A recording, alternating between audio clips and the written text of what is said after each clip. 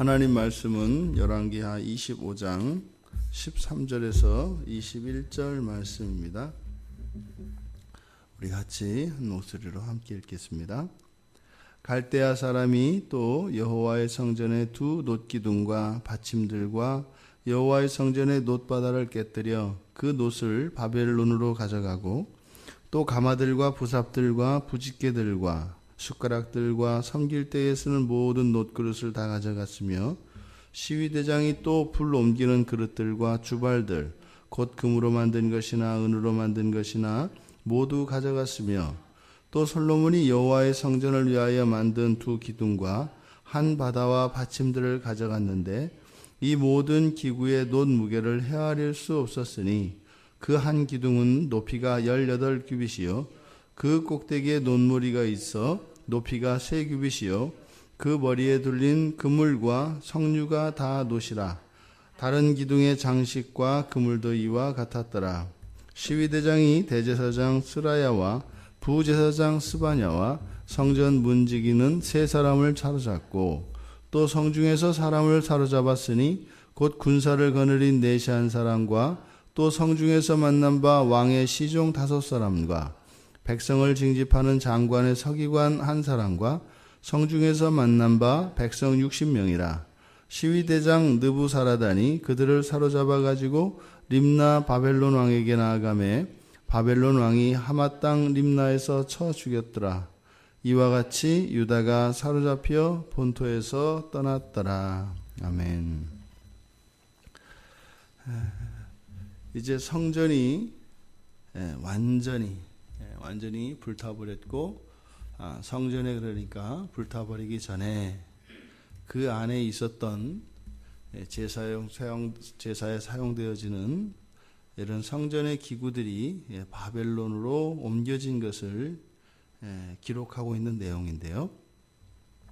이제 갈대아 사람이 그래서 하나님께 특별히 기름 부음을 받은 사람, 하나님께 특별히 선택받은 사람들에 의해서 지어진 이 여호와의 성전, 그리고 성전에 있는 이런 모든 기구들이 갈대아 사람에 의해서 이제는 완전히 깨뜨려지고 있습니다. 그것은 이제 운반을 용이하게 하려고, 운반을 편하게 하려고 그렇게 이제 깨뜨린 겁니다. 여기서 지금 야긴과 보아스 이 두 기둥, 이 기둥은 마치 성전을 떠받들고 있는 여호와의 두 팔을 상징하고 여호와의 권능을 상징을 합니다. 그러니까 지금 여기서 이렇게 성전의 두 기둥을 깨뜨렸다라고 하는 것은 마치 여호와의 능력, 그 여호와의 그 권세를 파괴한다는 이제 상징적인 의미를 갖습니다. 그러니까 열왕기 기자는 이러한 묘사를 통해서 이제 이스라엘이 완전히 멸망한 것을 상징적으로 보여주고 있습니다. 이스라엘 사람들에게 있어서 신앙과 삶의 중심은 성전입니다. 그래서 이스라엘 사람들이 가지고 있는 신앙의 핵심도 성전입니다. 특히 이제 성전 건물뿐만 아니라 그 안에 있는 거룩하게 구별된 하나님의 것으로 구별된 이런 성전 기구들, 이것은 곧 하나님을 상징하는 것이기 때문에 지금 오늘 본문에서는 이렇게 거룩한 집기들이 이제는 그냥 금, 은, 동으로 단지 그냥 귀금속으로 전락하고 있는 것을 보게 됩니다. 그것이 성전 안에서 하나님께 제사하기 위하여 사용되어질 때는 거룩한 것들이었습니다. 그런데 이제 하나님이 없는, 그리고 하나님께 제사하지 않는 이제 이런 상황에서는 그냥 그것들은 귀금속에 불과한 것입니다. 그냥 은이고, 그냥 금이고, 그냥 놋이고 그런 거죠. 특별히 이제 성전 안에 이 바다, 제사장들이 이제 몸을 씻고 하는데 이제 사용되었던 그 물을 받아놓은 이 바다, 우리가 솔로몬이 맨 처음 성전 지을 때 이제 생각나지 않습니까? 그래서 이 솔로몬 성전 안에는 우상의 요소들이 이미 있었다. 그 가운데 가장 눈에 띄는 이 우상이 바로 이 황소. 그래서 성전 마당에 그 놋 바다를 떠받치고 있는, 그래서 동서남북으로 3마리씩 총 12마리. 12은 완전수이고 이스라엘의 12지파를 상징하는데, 그 이 황소가 대표적인 우상이었다. 그래서 지금 여기서는 거론하고 있지 않습니다만, 놋바다를 깨뜨려서 이제 가져갔으니까 황소도 당연히 가져갔겠죠. 지금 성전에 있는 이런 성전 기구들이 다 파괴되어지고 있습니다만, 그와 동시에 그럼 어떻게 될까요? 솔로몬 성전 안에 있었던 그룹들이라든지 또 여기 있는 이런 황소라든지 그리고 벽에 새겨진 그룹의 모양이라든지 이 모든 것들이 다 같이 한꺼번에 파괴가 되겠죠. 그래서 지금 우상의 요소도 또한 동시에 완전히 소멸되고 있다고 하는 점을 우리가 놓치지 말아야 합니다. 성전이 회파되고 성전의 기구들이 다 부서지고 깨트려지며 이렇게 완전히 제거되어지는 이 과정을 통해서 성전도 훼손이 됩니다만, 분명히 그렇다면 성전 안에 있었던 불결의 요소들, 이런 우상의 요소들도 어떻게 돼요? 완전히 다 없어지고 있다는 겁니다. 이 파괴는 진리를 보존하고 거룩함을 회복시키시는 하나님의 최후의 수단입니다. 그래서 이 파괴라고 하는 것이 단지 무엇을 말살시키는 것뿐만 아니라 사실은 하나님의 그 거룩함을 회복시키시고 보존하시기 위한 최후의 수단이 이 파괴입니다. 진리와 비진리의 중요한 차이점이 영원성입니다. 영원성. 진리는 어떤 경우에도 소멸되지 않습니다. 그런데 비진리는 파괴라는 방식에 의해서 소멸됩니다. 그러니까 하나님께서 주신 이 진리가, 하나님께서 주신 그 말씀이 하나님의 백성들에 의해서 보존되어지고 하나님이 주신 그 하나님을 믿는 순전한 그 신앙이 회송되어져서 이런 우상과 세속의 정신과 이런 인본적인 것들이 같이 뒤얽혀 있을 때 우리들 스스로가 신앙의 순결성과 그 거룩함을 회복하지 않는다면 마지막에 최후의 하나님이 사용하시는 방법이 바로 파괴라는 방법이라는 거예요. 왜요? 같이 파괴했을 때 진리는 살아남고 비진리는 완전히 없어져 버리기 때문입니다. 제가 알기로는 항암 치료하는 방식이 이런 방식이라고 해요. 양방에서 하는. 그래서 몸과 그 암세포를 한꺼번에 계속 죽이는 거죠. 그렇게 해서 몸이 이제 살아남도록. 그래서 암이 도저히 살 수 없는, 즉 암을 파괴하기 위해서는 몸도 같이 이제 파괴하는. 근데 그게 무조건 우리의 생명이 반드시 살아남는 것은 아니죠. 사실 그래서 그 암 치료라고 하는 것이 한편으로는 사실은 이제 죽음을 향해서 몰아가는 이런 과정이기 때문에 선택을 우리가 잘해야 됩니다. 이 진리와 비진리, 즉 성전 안에 있었던 이런 우상의 요소들이 이스라엘 역사 속에서 이게 사라지지를 않았습니다. 솔로몬이 성전을 짓고 대략 400년간 이 성전이 유지가 되는데 그 안에서 이런 우상의 요소들이 철폐되어진 것이 아니라 가면 갈수록 우상의 요소들이 더 많이 들어왔습니다. 그러니까 이스라엘의 역사로 보았을 때는 비극입니다만 사실은 이 신앙의 순결성이라고 하는 점에 있어서는 무엇이에요? 오히려 이것이 복된 겁니다. 멸망하고 파괴되고 있지만 오히려 이것이 더 복된 것입니다. 왜요? 더 이상은 더럽혀질 수 없기 때문이죠. 또 이 성전을 이제 섬겼던 사람들, 그 사람들을 이제 18절에서 대제사장, 부제사장, 그리고 성전 문지기, 전부 레위지파, 넓게 보면 다 레위지파, 또 아론의 자손들이지만 전부 레위지파 사람들이죠. 이들 이제 세 사람을 사로잡았다. 그러니까 성전 건물도 이제는 불타서 다 없어졌죠. 그 안에 있었던 성전에 사용되어진 이런 기구들도 다 깨뜨려서 바벨론으로 가져갔죠. 이제 성전을 수종들던 사람들, 이들까지 다 잡아갔습니다. 그러니까요, 이제 이스라엘에는 아무것도 남아있지 않습니다. 아무것도 없습니다. 어제 우리가 앞에서 보았던 것처럼 성벽이 무너지면서 예루살렘 예루살렘 성터가 그냥 이제 포도밭이 되고 그냥 채소밭이 되어버렸지 않습니까?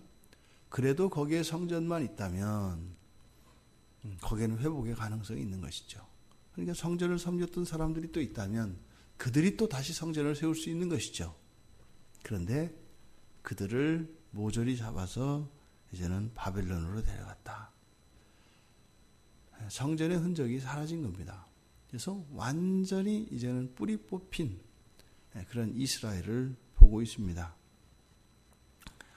이어서 또 성중에 남아있던 사람들, 그러니까 시드기야가 군대를 데리고 성벽을 뚫고 도망갔습니다만 예루살렘 성 그리고 왕궁과 성전을 수비하는 최소한의 부대들이 있었죠. 그들을 이제 쭉 밑에서 나열하고 있는 겁니다. 그래서 군사를 거느린 내시, 여기서 내시라고 하는 것은 예루살렘 성 안에서 전체를 관장하던 사람, 그리고 뒤에 왕의 시종 5사람이라는 것은 그대로 직역을 하면 왕과 얼굴을 마주하던 사람, 뭐 이런 뜻입니다. 근데 이때 당시에 보면은 7사람이 있었다고 해요. 근데 7사람 가운데 5사람이 여기서 이제 체포가 된 거죠. 그리고 이제 군사를 뽑는 징직관 한 사람. 그리고 뒤에 나오는 백성 60명은 지금 바벨론에 대해서 저항하려고 하는 이스라엘 각지에 있는 그 지도자들이라고 이야기를 합니다. 그러니까 지금 여기서 이제 또 이야기하고자 하는 바는 무엇이에요? 군사적으로 또 힘으로 바벨론에 대적할 수 있는 모든 사람들. 그러니까 이제 뭡니까? 성전뿐만 아니라 일체에 저항할 수 있는 모든 힘이 완전히 제거되고 있다라고 하는 것을 보여줍니다. 근데 이들을 데리고 갔어요. 바벨론으로. 그랬는데 바벨론 왕이 이들을 어떻게 했어요? 전부 다 쳐서 죽여버렸다. 지금 이 모습이 대략 여호수아가 이 땅에 들어올 때가 대략 한 800년 전에 들어온 건데요. 여호수아가 요단강을 건너서 이 가나안 땅에 들어왔을 때 거기에 토착민들이 있었지 않습니까? 가나안 족속들이 거기 살고 있었단 말이에요. 그때 이제 여호와 하나님께서 이스라엘 백성들로 하여금 그 땅에 들어가서 정착하도록 하셨고, 먼저 그 땅에 정착하였던 가나안 족속들을 시도 남기지 말고 멸하고, 그리고 그 땅에서 완전히 추방하라고 말씀을 하셨습니다. 그래서 그렇게 하지 않으면 그들로부터 그런 우상 숭배, 이러한 하나님이 싫어하는 가증히 여기는 그런 우상 숭배를 하게 될 것이기 때문에, 그렇게 하면 하나님이 그 땅에 그 민족을 토해버린 것처럼 너희들도 그렇게 토하게 될 것이다 라고 하는 경고를 주셨습니다. 지금 이스라엘 백성들은 과거 자신들이 이 땅에 들어와서 쫓아내었던 그 가나안 족속과 같은 모양새가 되어버렸습니다. 그러니까요, 선택받은 선민이라고 특별히 여겼던 이 이스라엘 백성들이나, 그 땅에 토착민으로 살던 가나안 족속이나 우상을 숭배하고 하나님의 말씀에 불순종하였을 때는 어떻게 해요? 똑같이 토해진다는 사실을 지금 여기에서 보여주고 있습니다. 그 땅을 하나님께서 이스라엘에게 주셨죠. 아브라함에게 약속을 하셔서 그 땅을 주셨습니다. 그것은 변함이 없습니다. 하지만 그 땅에서 살고 그 땅을 유지하고 그 땅을 다스리는 것은 그들의 뜻에 하나님이 주셨으니까 그들이 모든 것을 마음대로 할 수 있느냐? 그렇지 않다는 겁니다. 그것이 하나님께 영광이 되고 자기 자신들에게 유익이 되고 선이 되어질 때라야 그것이 가능해집니다. 이 원리는 이 땅을 살아가는 동안 영원히 변하지 않습니다. 우리의 삶 속에 있는 그 어떤 것이 하나님께 영광이 되어지고 그 말은 바꾸어 말하면 우리에게 유익이 된다는 겁니다. 진정으로 우리에게 유익이 되지 않을 때 하나님께서는 그것을 취하십니다. 우리에게 맡겨두지 않습니다. 하지만 이것이 우리가 불안해하고 하나님 눈치를 보아야 하는 것이 아니죠. 그것은 우리의 선을 위한 하나님의 그 사랑에 기초하는 것이기 때문에 이것이 우리가 염려가 해야 될 것은 이것을 잃어버리면 어떻게 하는가 이것이 아니라 무엇이에요? 끝까지 나의 정욕을 버리지 않고 끝까지 나의 정욕을 위하여 살아가고자 하는 내 마음, 그것에 대해서 우리가 두려워하고 마음 아파야 하는 것이죠. 우리의 힘으로 할 수 있는 게 아니죠. 그래서 우리는 철저하게 하나님 말씀을 의지해야 합니다. 이 이스라엘 백성들이 이 800년의 시대, 고대 근동에서 호령을 하고, 그 나름대로 독립국가를 유지하고, 얼마나 그 비옥한 땅에서 얼마나 잘 살았습니까? 그런데요, 지금 이런 신세가 될 거라고 아무도 생각도 못했습니다. 왜요? 그동안 800년 동안 죄 짓고 또 싸우고 치고받고 하면서도요, 기본적인 이 나라의 이 영토라고 하는 이 공간적인 울타리, 이것은 계속 보존되었었고, 어찌하였든 이 왕조의 역사가 하나님의 언약 안에서 계속되었기 때문에 이러네 저러네 해도 최소한 흔들리지 않는 것 같은, 즉 보장된 것 같은 기본적인 생활의 터전이 있었다 이 말입니다. 그거는 절대로 흔들리지 않는 것인 줄 알았죠. 그런데 그렇지 않다는 겁니다. 우리가 멸망한 이 이스라엘, 그 이스라엘의 마지막을 보면서 우리들이 보아야 하는 것은 이것을 객관적으로 볼 수 있어야 합니다. 우리의 삶 속에서 이러한 파괴와 파멸의 흔적들이 우리의 인생 안에서는 보여지지 말아야 합니다. 날마다 새롭게 세우시고 날마다 더욱 아름답고 순결하게 하시는 그 하나님의 그 구원의 은혜가 우리의 삶 속에 날마다 경험되어져야 합니다. 로마서 5장에 보면은 죄인 되었을 때 우리를 사랑하신, 우리를 구원하신 하나님이 이제 의인된 우리들은 더욱 구원하지 않겠느냐. 그렇죠? 우리가 정말 완전한 죄인이었을 때도 하나님이 독생자 예수 그리스도를 내어주셔서 우리를 구원하셨잖아요. 그러니까 죄인이었을 때 그렇게 많이 사랑하셨잖아요. 그러면요, 예수 그리스도를 믿고 난 뒤에 우리가 의인된 사람들을 하나님이 얼마나 더 사랑하겠어요. 그러니까 우리가 흔히 이야기하는 첫사랑은 뭐라고요? 가장 초보적인 상태예요. 가장 초보적인 상태. 지금 이스라엘은 그 죄인 되었을 때 구원하신 그 구원의 은혜로 끝나는 이야기입니다. 그러면 구원하셔서 의롭게 하신 그 백성들을 더욱 구원하시는 그 이야기가 우리 그리스도인들의 삶을 통해서 경험되어지고 그것이 하나님께 영광으로 돌려져야 합니다. 오늘 하루의 삶이 더욱 구원하시는, 그래서 구원하신 그 이야기로 끝난 것이 아니라 예수 그리스도 안에서 더욱 구원하시는 그 은혜를 풍성히 누리며, 그래서 하나님께 영광을 돌리며 살아가는 우리 모두가 되기를 주님의 이름으로 축원합니다. 하나님, 이제 나라를 빼앗기고 자신들의 본토에서 쫓겨난 사람들의 기사를 보고 있습니다. 이미 이스라엘 백성들이 이 땅에 들어오기 전부터 하나님께서 멸망과 번영의 길을 가르쳐 주셨습니다. 결국 이스라엘이 800년을 이 땅을 살아오며 그들이 추구하였던 것은 번영의 길이 아니라, 생명의 길이 아니라 파멸과 사망의 길을 따라 걸었습니다.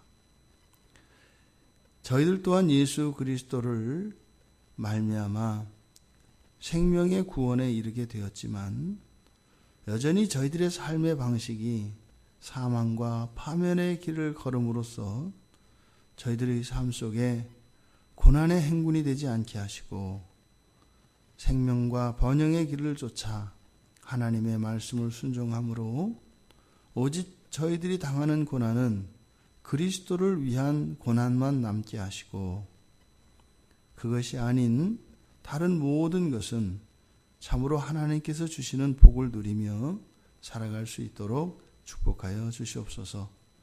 감사하며 예수님의 이름으로 기도드리옵나이다. 아멘.